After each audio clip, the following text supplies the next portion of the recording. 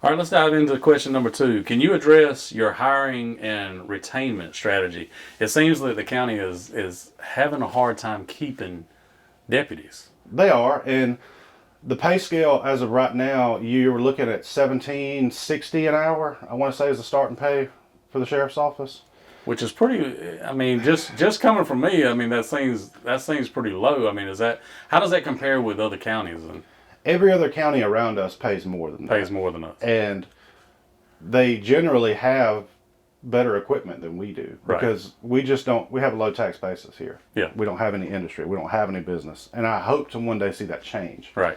So we can I get do more. too. I hope for the sake of me, this county could grow some. I would like to see that too, but that way we can get more jobs over here and people can be more proud of the community. We could use some plants. I mean, whatever, distribution centers, trailer plants, whatever we could get over here to get some jobs for people and get them out of the drug scene, because that would help with that too if there was Yeah. more employment opportunities. Right. But But not I know only I know that, that's outside of the realm it of the is, sheriff. So, but, I mean, it's a pipe dream, but we it's hope pipe it dream. happens one day. right. But so what would you do as far as for hiring and to try to keep some good help on? Well, if we can't offer anybody no more than $16 an hour, then you're going to have to look at, like I was talking about the other night, changing the county's insurance. Right. Because as of right now, if it's costing me anywhere between $700 and $1,000 a month to have a family insurance plan to work in Wilcox County, whether it be EMS or the sheriff's office, you're not going to get any help. And I'm just being honest. Right. So that is going to have to change because So the insurance, even though they're making $17 an hour, the insurance is still expensive for them to have insurance. Is that what you're saying? I've talked to former county employees and they were paying, like for a family plan, it was costing them $500 pay period. Wow. You can't make a You living can't on make that. a living off of that. No, you can't. But you got to have insurance now. I mean, that's just the way Oh, it no, is. I work a full-time job just for the Just for insurance. the insurance. Yeah, just for the insurance. Because I mean, you're grown. I mean, Yeah. you got other people to look at. You're not the picture, you're the frame. Right. You know what I mean? So you got to take that into consideration. I like that. You're not the picture frame. Huh? So that is one of the number one things on my list, and I think that will be a boon to the county and help, because if we could change the insurance, that's kind of like getting a $2 or $3 an hour raise because you get Exactly. more money in your pocket. Exactly. And you're going to have to look at, if we don't have competitive pay with other counties, then we got to have we got to have good equipment. Yep. Which there are a lot of grants and stuff out there for that. I'm not saying we would get them, but you have to at least, like I said the other night, you got to try. Otherwise, you're really not going to get anything. Right. Cast many stones, right? That's correct. You gotta put yourself out there. You got to give the effort. And Is that not being done? Do you feel like, or is it? I don't feel like it's being done. No, personally, I don't. And I don't understand why at all. And it might be. I don't know. I'm not saying it isn't, but I just feel like it is not being done because of the staff shortage that we have here. It just seems to me that if you could, peace of mind goes a long way, even if you're getting paid a little less than other places. Right. So if you make an environment where a man or a woman like their job and they're proud of it and they want to come into work, like, hey, I know I don't make as much as Dodge, or we don't make as much as Crisp or Pulaski, but look at what I'm riding around in. Yep. Look how good the sheriff treats us. Look at this nice, look at our uniforms. You know, we got this, we got that, Right. to brag on. And you can get that through grants, like the 1033 program is a federal government grant that is a possibility to get, and it's military surplus. Right. That's for like ballistic plates. They can do surplus vehicles, boats. I mean, anything you can think of, but you got to try to get that grant. So who in the county, like if you're elected sheriff and you're trying to apply for these grants, who do you get? Whose ear do you get into to apply for the grants? Do you hire somebody, or is it something the secretary could do? I Or is would it personally pick out the grants that I think would benefit the sheriff's office and the county, even for school zone stuff. Yeah. And I'll touch on that later on. Okay. I don't want to get off on this. I don't want to get off this soapbox Right, onto right, another right. one.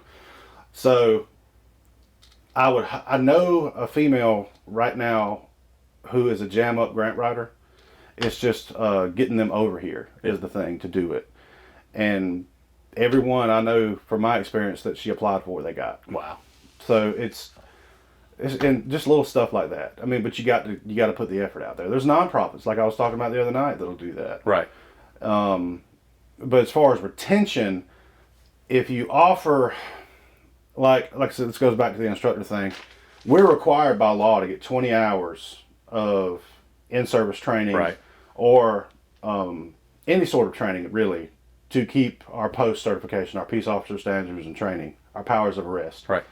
My goal is like what I was doing at another agency. I at least want to do 30 to 35, because the better quality deputies the public is getting, they're going to be more confident. The deputies are going to be more comfortable and confident in the performance of their duties, and y'all are getting a better service as citizens from the county because you get more knowledgeable staff. So 20 hours is the standard. That's the standard. That's what they have to have. They have to have it. So it would be, what you're saying is you would push them to get more. Yeah, I could do it all in-house for the majority. Right. Mm-hmm. Now, and see, for as retention things, I would offer them, because see, the Georgia Public Safety Training Center, which is, GIPSTIC is what we call it in Forsyth, their tuition is free. Right. Unless you fail a course and you want to go back through it. Then you have to pay the tuition.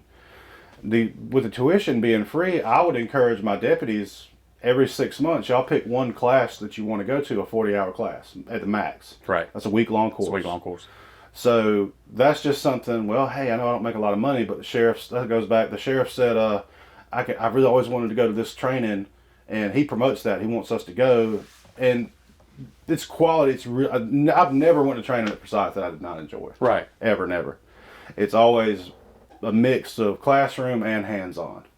And it's very good. I've always liked it. Especially the last few I went to were awesome. It's just retention. You're going to have to look at like a STEP program. I was thinking of doing something like that where we could eventually get to the point, I hope we could do that, where if you have X amount, if you have this, this, and this on your post resume, you can get a little bump in pay. Yeah. Or if you have a college degree, you can get a bump in pay. Like a merit, kind of a little merit. Exactly. Yeah. Because at this day and age, with the cost of living being as high as it is, and we're, like I said, everybody else around us pays more. Right. Money talks still at the end of the day. So you need to get to a point where if they want to move up or advance and get a little bit of pay bump, they need to be able to justify that through further education. I'm all about that. Well, that's a good strategy, and I mean you're obviously in the profession, so you know what it takes. You know what I'm saying? Like you know the things that other officers would look at. I mean you've worked in poorer communities. You've worked in Wilcox. Mm-hmm. And you worked in other communities that didn't pay as much, I'm sure, as you said you worked in Cordele. That's where I started, mm-hmm. and I took a pay cut to come over here because Right. it was home. Yeah, it was home. I'm from here. I was proud to work here, and I want to be that way again. I want to be a career sheriff, right. like Van Peavy was in Dooley. That's what I'm hoping for. Yeah, Van was a good guy. He was a daggum fine fella, and I'm hoping we can get to that point over here, and I hope it's me. But the county's got to get better, because just because we're a poor tax basis county, we're still getting a lot of the crime coming in here, because it doesn't matter that it's a farming community. It's easy pickings. Exactly, and especially because you don't have officers. I mean, my mom, she's gonna be mad at me for saying this, but she listens to the scanner. We get all the 411 from mom because she listens to the scanner, and she'll tell me, on a Saturday there will just be one officer in the whole county, and this is a huge county. It's ginormous, and for land area, and you cannot expect us to do that with one officer. Not because, for one, it's a huge officer safety risk. Right. And two, you're not getting the response the public deserves. Right. At all. And I hate to say it, because I pay taxes here too, but that's why I went back to, we need more businesses and stuff in this county. Right. To get more jobs and more people in here. So we can... Hopefully over the course of the next few years that changes. I hope so. I really do.